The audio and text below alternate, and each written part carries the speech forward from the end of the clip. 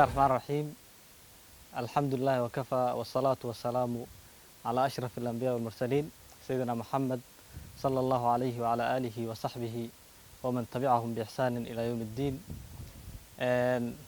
marka hore waan salaamayaa dhammaan ummadda Soomaaliyeed si gaar ah bahda jaamacadda Badda Cas si khaas ah haddana ardayda qalinjabiyaasha ah ee jaamacadda Badda Cas.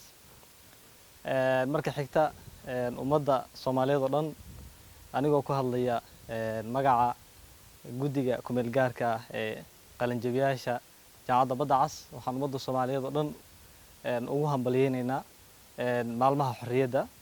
intaa kadib shir saxaafadeedkan waxaan u qabanaynaa iclaamin aan rabno inaanu iclaamino kulan dhexe oo insha Allahu uu yeelan doono midowga uu yeelan doono midowga ardayda qalinjabiyaasha jaamacadda Badda Cas. insha Allahu kulanka dhexe wuxuu inoo dhici doonaa 15 bisha July oo bishaan inoo kusoo socota ah magaalada Garowe sida ardaydii iyo guddigii ay isku afgarteen oo isku waafaqeen. insha Allahu kulanka dhexdiisa ayaa waxaa ka soo bixi doona golihii dhexe ee associationka ama midowga ardada. golaha dhexe ayaga waxay dooran doonaan guddigii fulinta insha Allah iyaga dooran doona. kulankaas loo bari insha Allah buu inoo soconayaa sida aan hadda qorsheynay. midowgaana saan la wada socono waa midow ardaydii ku xiraya jaamacaddii oo muhiimada soo koobi karo maahan. ardaydii jaamacaddii isku xiraya ardaydii dhexdoodii qalinjabiyaasha ahaa ayaa waxa waaye isku xiraya. midowgan oo muhiimadahaas faraha badan leh oo ay ka dhalanayso in ardaydii qalinjabiyaasha ahaa ay caawiyaan ardada walaalahooda oo jaamacadda dhigta wixii khibrad ay ku dhaamaanin in ardada qalinjabiyaasha ruuxooda ay dhexdooda ay kala faa'iideystaan.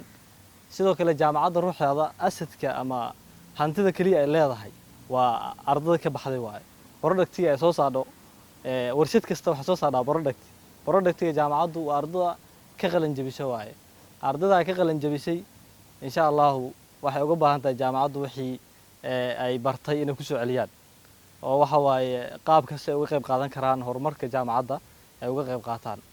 waxaan rajeynayaa insha Allah annagoo ah ana ku hadlay magaca guddiga kumeel gaarka ah oo Boosaaso lagu doortay oo iyagu muhiimadooda ugu weyn iyo shaqada ugu weyn oo loo diray ay ahayd inay asal ka dhigaan oo yacni ay bud dhigaan guddigii rasmiga ahaa ay yeelan lahaa midowga uu yeelan lahaa. insha Allah ilaahay subxaanahu wa ta'aala wax ka baranaa inuu inoo fududeeyo shaqadaas si khayr oo guul leh in ilaahay subxaanahu wa ta'aala inoo ku dhameeyo. dhammaantiin waa idin hambalyeynayaa. iclaankan muhiimadiisu waxay invitation aan ardada gaarsiinayno dhammaantood saasa waxa waaye invitation aad ku haysataaniin ardada qalinjabiyaasha ah jaamacadda Badda Cas dhammaantiin waa inoo iyo Garowe iyo 15 bisha July. khayr fara badan baa idin rajeynayaa. intaas bay ahayd muhiimadeedu. Assalaamu calaykum waraxmatullaahi wabarakaatuh.